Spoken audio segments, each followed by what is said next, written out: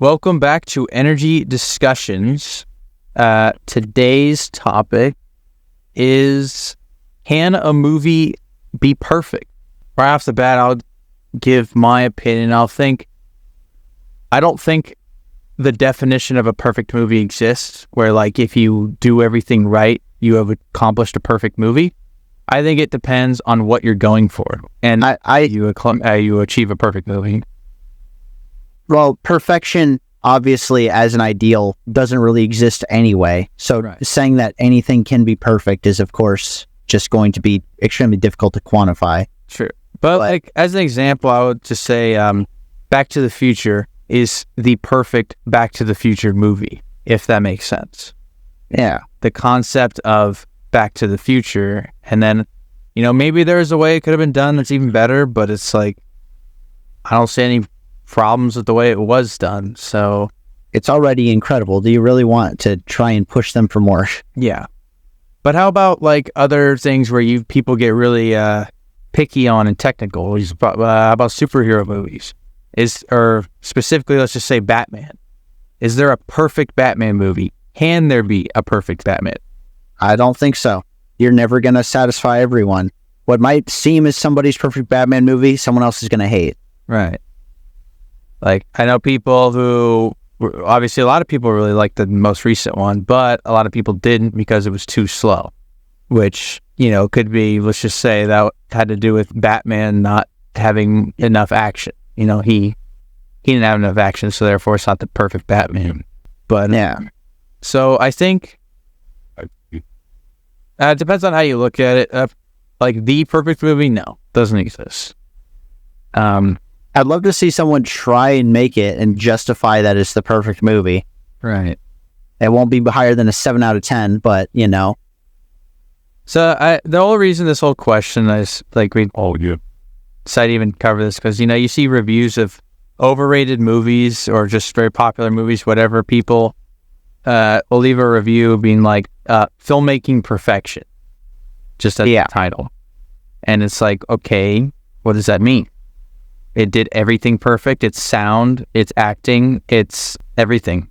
Absolutely everything has to be perfect if it's going to be perfect. But what makes it perfect? What's interesting about that is that there's so many filmmaking styles as well that saying something is like film perfection almost seems kind of arrogant.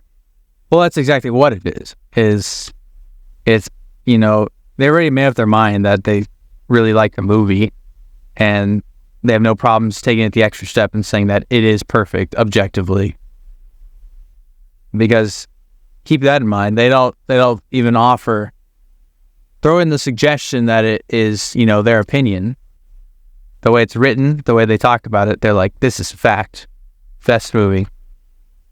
Well, see, we all know the only person whose opinion is actually fact is mine, so that can't be theirs. They just have to be wrong. It's just an objective truth, But I don't know. Like, is there a movie that, in your eyes and in your what you've thought it was going for, is perfect? Well, I would say WALL-E comes to mind instantly. La La Land is also one of them. But I don't think they're perfect movies. I think they are extremely well-made movies that are excellent at what they do. Would you say that WALL-E is the perfect WALL-E movie? I don't think it could have been better. Okay. So yes. So there you go. But even then, you already know that I don't think it's perfect. But yeah, but that's But it's just because then that's another thing is the whole Pixar thing. It's like people get really picky on that one. Pixar is a whole different video. Yeah, but they're not perfect either. They don't only produce perfect films. As much as you want to believe something is perfect, you have to, in order to truly love something, you have to acknowledge its faults. Yeah, that's what I go by these days. And we can even throw this in here because it's never going to be its own topic. But like, just because something has like 10 out of 10 animation or sound or stuff like that does not make it a 10 out of 10. Yeah, just because it's important. Just because Avatar has like pretty water doesn't mean it's a 10 out of 10 movie. Yes, that's the big one people can't look past. or the like Pixar gets an automatic +2 points because it's Pixar. Because you do the same thing with Star Wars, so that's different. How? Well, that's in the positive.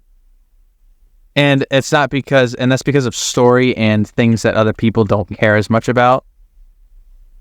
Like, I'll give I guess this fits in the topic, but I would give Attack of the Clones a 10 out of 10 because it is got the lightsaber duels I'm looking for. It has my favorite characters in it. It has great battles, great planets. In terms of Star Wars, I think it's a 10 out of 10. So when you look at it as a movie, yeah, you can start throwing out things like dialogue or whatever. This doesn't work for me. But as I've said before, most Star Wars movies have dialogue like that. It's not new. May not be great, but it's not new, however how much you want to imagine or pretend that it is. What's funny is I don't agree with a lot of your points about Attack of the Clones right now because it's my favorite Star Wars movie. But you know what? Which point? I just said how much I give it a 10 out of 10 for. Yeah, I know. You give it a 10 out of 10, but like all these things that you're still like saying aren't perfect about it or criticizing about it, like, see, that right there, though, I don't find issue with some of those things. Yeah, I don't. But we still, we both think it's a 10 out of 10 just for different reasons. And of course, I like it more than you do because it's my favorite Star Wars movie. Yeah, but as I've seen a lot of movies over, the past few years especially, I'm willing to admit that in that one particular case, no, it's not the best written thing in dialogue-wise. As a movie, it probably wouldn't hold a 10 out of 10. As a Star Wars experience, it is absolutely a 10 out of 10, and that is what I would argue and fight for on it.